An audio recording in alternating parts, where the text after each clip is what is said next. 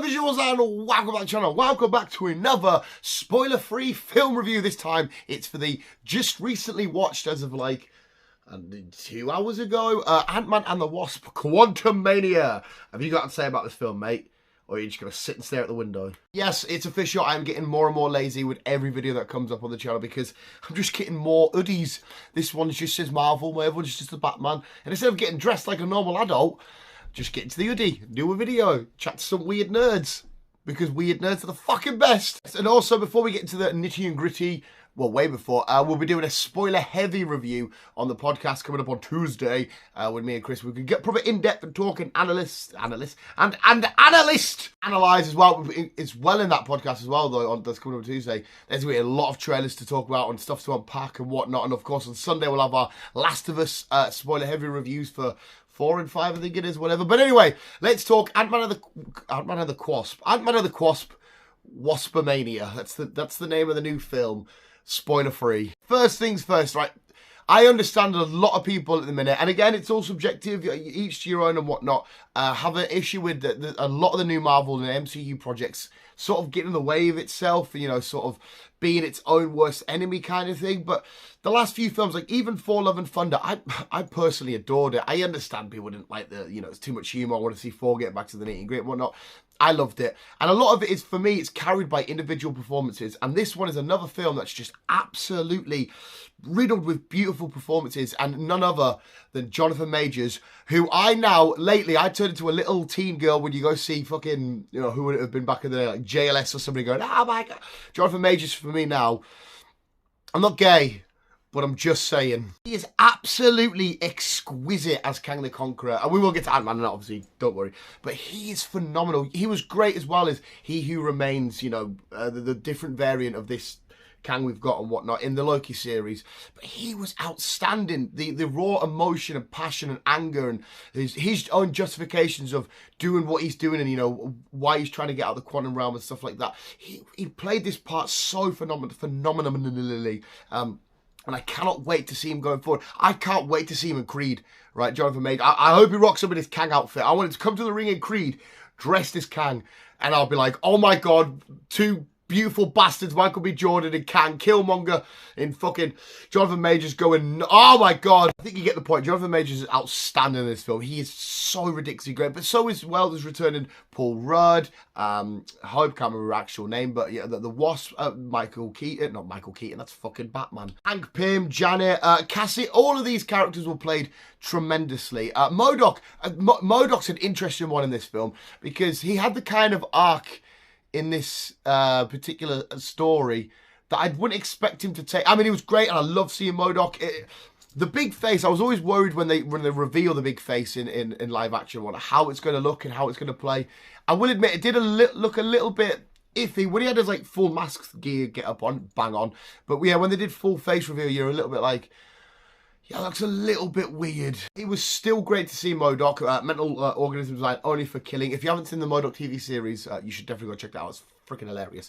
I don't know what's going on with my hair as well. I feel like some sort of boy band member, but MODOK was great. Had a bit of a weird. The Cassie and Scott dynamic in this was fairly heavy and hit, and she was giving her dad a lot of crap in this film. It's sort of like, Dad, I'm not going about rude kind of thing. Where were you when this? And I was thinking to myself, right, I love you, you're doing great. And speaking of her as well, we get to see her more in her Stinger persona as opposed to Stature, where it's usually we would get Stature first, like when she appeared in the Young Avengers, and then into Stinger, but we go more with Stinger.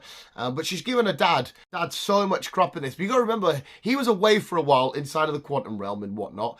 He didn't get blipped or anything, but even though people thought he did, he come back, he saved the unit. He was the key component, or at least a major cog in the overall wheel of defeating Thanos and saving the fucking universe and stuff. She gave him a lot of shit, but at the end, when you get to it in the big climax and the big thing, you're like, man, family and father and daughter. It's just beautiful. So it does have a brilliant payoff, but I was just like, come on, lay off him a little bit. It's Ant-Man. He's fucking tried his best. Say as well, it was nice to get an OG Avenger from the comics, Janet, getting a lot more screen time this time in Ant-Man and the Wasp. She was there for a while. She got a few moments, but it was nice to actually see her full. So we got like the original Ant-Man, the original Wasp together in this. I wanted Bill Murray. Absolutely fantastic. I won't say too much about his character. I'll let you experience it yourself. I'll talk to more spoiling this podcast. But Bill Murray, fantastic, great. Love Bill Murray. One of the biggest things I took away from this is we all know as comic book readers and people who already know who Kang is and whatnot. Kang is a massive Avengers level threat, and Scott is extremely powerful. You know, he's a really good Avenger. He's good on his standalone issues and whatnot. But to face him up against Kang, you think, okay, this is a bit one-sided. Kang is a lot more powerful than you, which he is, and I don't think anybody would argue that. But they did a great job in this to show this extremely intelligent, strong, powerful being against, you know, this comedic guy that messes around with ants like, hey. And the way they filmed and they did the battles between these two, it made it work and it made it believable for me as a comic book fan to be like, oh, he can hold his own because of certain circumstances and scenarios and how it's all playing out and what Scott's planning and all that kind of stuff. And the way they clashed together was great because, again, initially I wouldn't straight away put Scott up against Kang when I think of Ultimate Rivalries, even though they have had their moments as well as other Avengers have. But they did a great way of showing it in this, and the two literally flowed, and it was symbiotic and it was great. Again, Jonathan and Paul Rudd, Jonathan, as if I'm his best. Johnny boy! They were bouncing off each other so amazingly. I think this film did a great job as well, building future lore and getting ready for the next few waves of the MCU stuff. I know I'm a big Marvel, I'm sat here with a Marvel hoodie on, obviously I'm a massive shill for Marvel, I fucking adore them. They very rarely disappoint, and I'm going to be completely honest. I know I'm Mr. Optimistic. This film, yet again, didn't disappoint. It looked fantastic. I've got to remember as well, the majority of this film's in the quantum realm, so we're in a small pocket of our existence, right?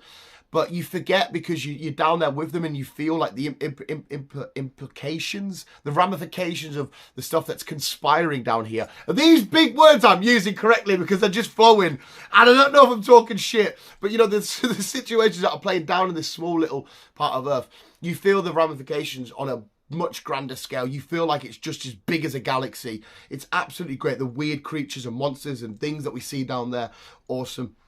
The film did a great job visually of sucking you right into the quantum realm. Paul Rudd is always going to be funny, isn't he? The moments where he's like, you know, people always confuse me with four same bodies. That kind of stuff will always get me to go a little bit of a chuckle and whatnot. I thought this was a great MCU film, and I think it's one of the best MCU films we've had personally. But again, you can disagree with this fat idiot down in the comment below or whatever. But I thought it was great. And I still think all the Phase 4, the Phase 5 stuff, I think personally it's still going off really well. Yes, there was some hit and misses. She-Hulk a little bit iffy. I know some people are funny on Black Panther Wakanda Forever, but that opening scene will always just kill me where Shuri's trying to save her brother. I'm like, please. And obviously we know that she can't because, I think the MCU's still doing a really good job, and I think they did a really, really good job with this. Like I said, you're gonna have a good giggle. You're gonna have a visually sucked right into this movie, like I said, with the weird trippiness moments, and like when Scott's doing his stuff, and there's multiples of him, and it's big and small, and there's what the fuck's going on? I'm shredding and all this shit. You're gonna see all that crazy shenanigans. The dynamic between the Wasp and Ant-Man themselves in this, absolutely great. Cassie being involved, and we know that she's hopefully going to, well, we don't know, but we're pretty sure she's going to have a good involvement in the future of the MCU stuff. So setting up new characters, the new villain, Kang being officially set up, getting to see MODOK and whatnot, exploring the quantum realm a hell of a lot more in detail. Everything was fucking great. I think you're going to have an amazing time. And this is where I'm going to be that Mr. Optimistic and say, I'm sorry, but for me personally, 10 out of 10. Ultimately, the film does exactly the reason why I go to the cinema is to escape normal reality where everything's boring. We've got our jobs and bills and you got to do stuff. I could just sit back, relax and get lost in a great story with some laughs, some giggles, some great action sequences, some heartbreaking moments, some pulling on your heartstring moments, some this film's got a real family sort of tie, you know, togetherness, like I said at the start, father-daughter shenanigans going on. I think personally most people are going to love that. I think it's a great film, awesome film, and visuals. Go check out Ant-Man and the Wasp Quantumania ASAP. That was my spoiler-free review. I'm quite happy with that. Usually I ramble on for shit and try my hardest not to spoil it and I end up spoiling bits, but I don't think I did. I think we did good. If you do want to hear mine and Chris's thoughts, Chris and I's thoughts, however you say that, in spoiler-heavy detail, come back on Tuesday for the podcast, and we can talk details about Ant-Man and the Wasp. But what did you think visuals? If you've seen it already, let me know in the comments below. Did you up, down, left, right, whatever you want? But visuals, thank you so much for watching. Go check it out ASAP. And we'll always keep being you. Keep out. Keeping out.